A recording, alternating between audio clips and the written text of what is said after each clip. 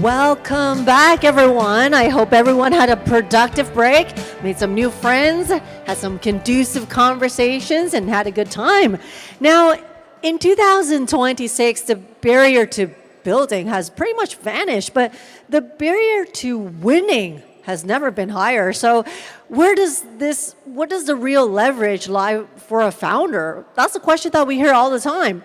Now, to answer that, please welcome a 3 times deep tech founder and also a Stanford researcher, Mr. John Whaley, founder of Inception Studio. He's here to share the strategic playbook for success in an AI-driven economy. Everyone, let's put our hands together for him.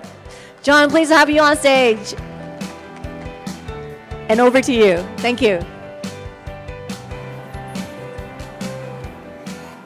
Great, thank you. So great to be back here, here at JUMPSTARTER again. I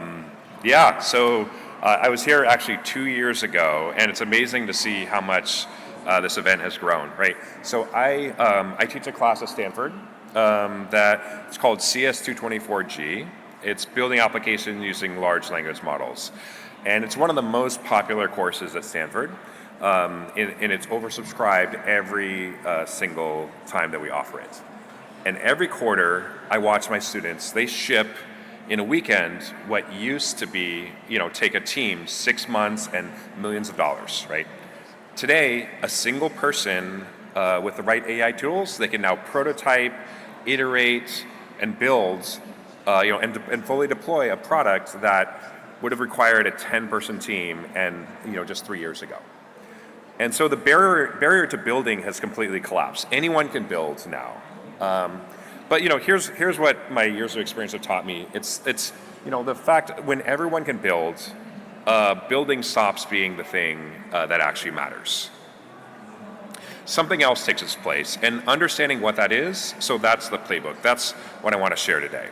So let's talk about scale. So, because even the people in AI today, they underestimate what's happening. So in the last few months, in the last 3 months, in fact, so OpenAI, they raised $110 billion. It's the largest private financing in history. They shattered their own previous record. Anthropic, they raised $30 billion at a $380 billion valuation. XAI raised $20 billion. That's $160 billion in 3 companies in 1 quarter. And just for context, the entire US venture capital industry deployed only $170 billion across all startups in 2023, right? So now 3 AI companies can raise in 90 days what all of venture capital across thousands of companies used to deploy in an entire year.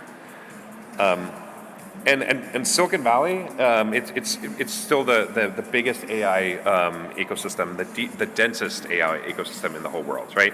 Last year, 93% of Silicon Valley VC dollars all went into AI. And 3 out of every $4 invested in US AI lands in Silicon Valley.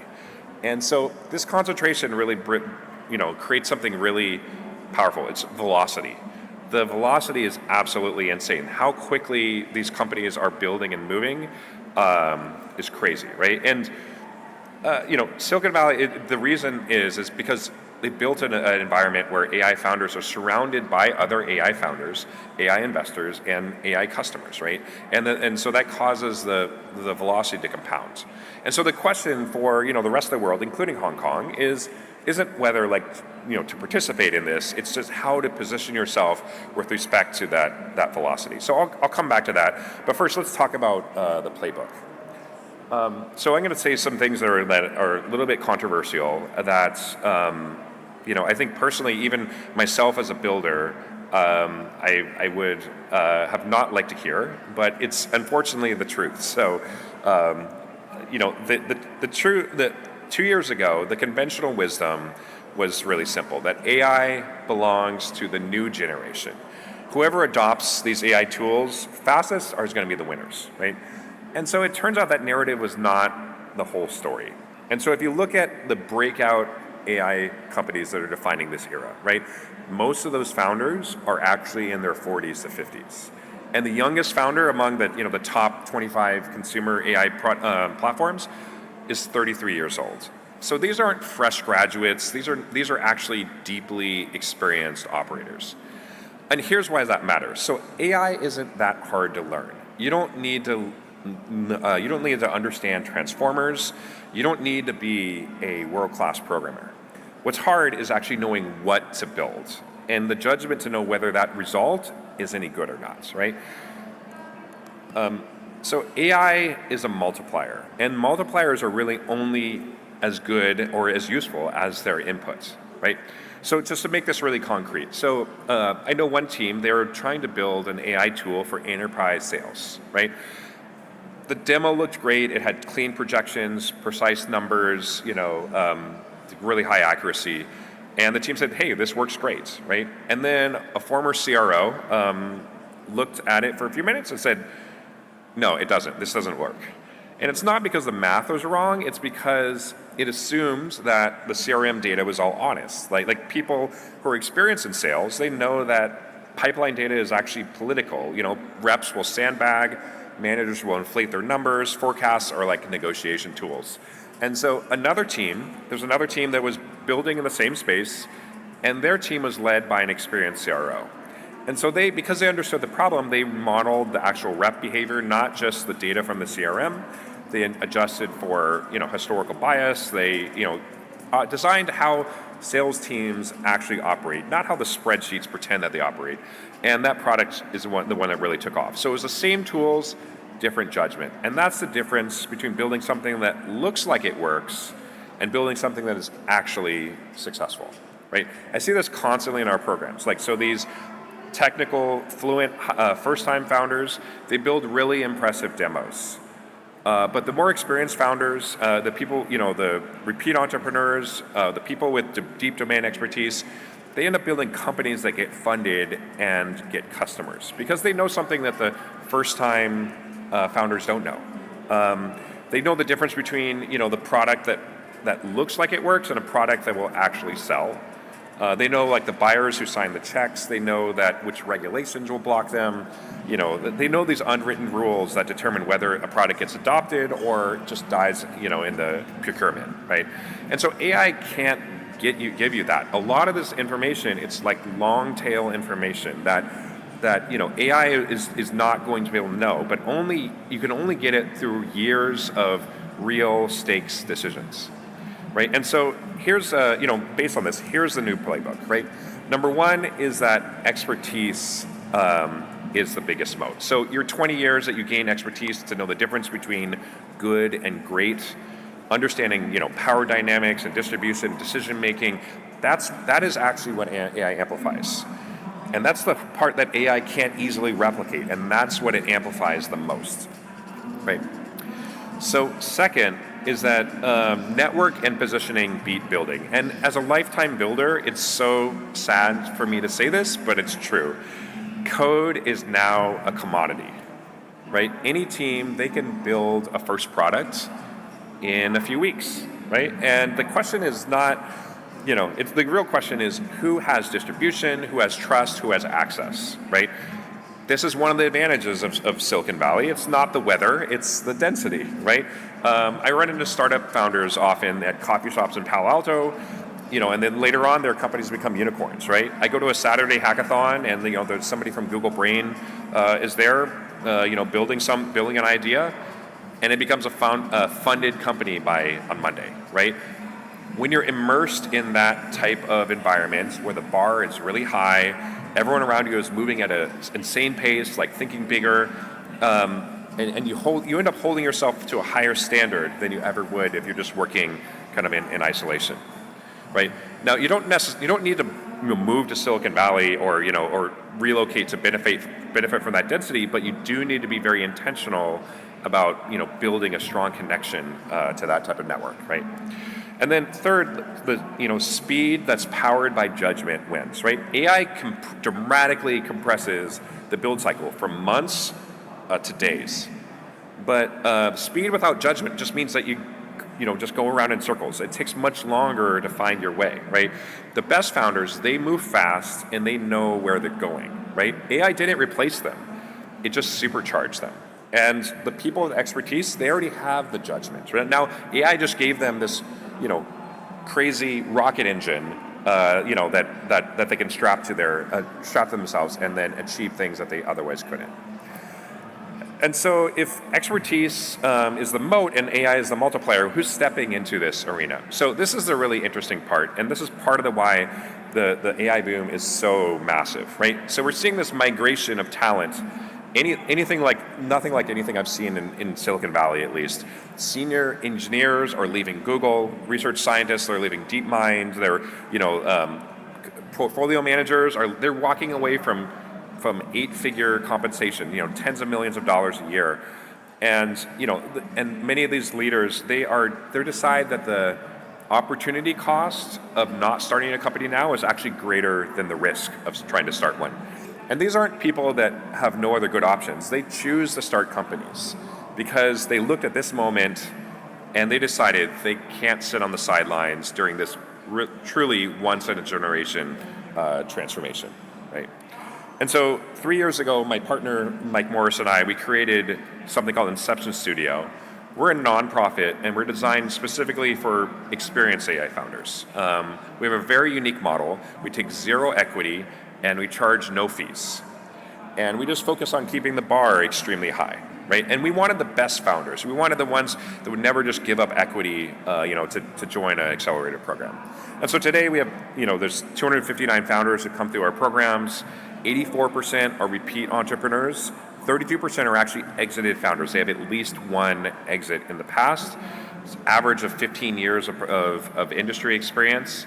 And these founders have cumulatively raised over $2.25 billion. And we've already had 3 acquisitions already from companies like OpenAI, Harvey, and others, right?